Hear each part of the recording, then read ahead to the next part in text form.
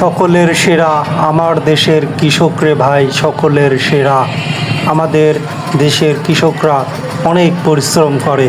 বিশেষ করে এখন পাট জাগ দিয়ে পাট ছোলার মৌসুম চলছে।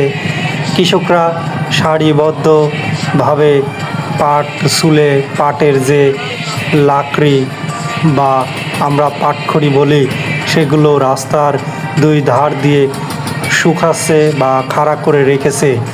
আর পাশেই যে নদী রয়েছে, সেই নদীতে কৃষকরা পাটকে চুলছে বা কুষ্ঠা জাগ দিয়েছিল সেগুলোকে চুলে পাট আলাদা করছে এবং পাটখড়ি বা লখড়ি আলাদা করছে।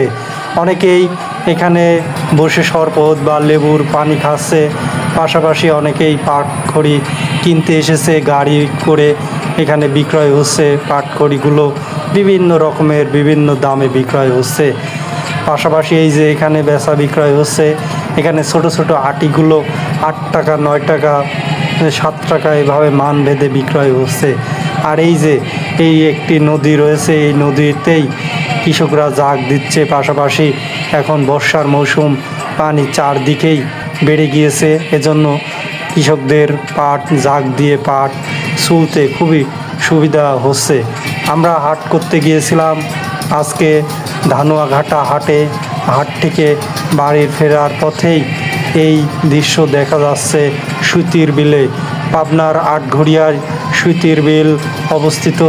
এই বিলের মানুষরা খুবই পরিশ্রমিক, পাশাপাশি এরা খুবই সরল সোজা মানুষ।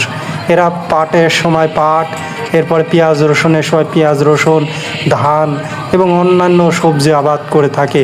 পাশাপাশি বর্ষা মৌসুমে এরা এই বিল থেকে মাছ ধরেও হাটে বাজারে বিক্রয় করে থাকে।